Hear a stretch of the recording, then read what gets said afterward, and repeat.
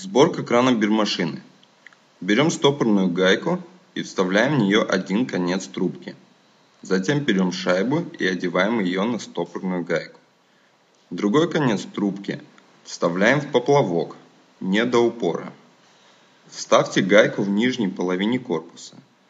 При этом обратите внимание на то, чтобы трубка в гайке была прочно закреплена.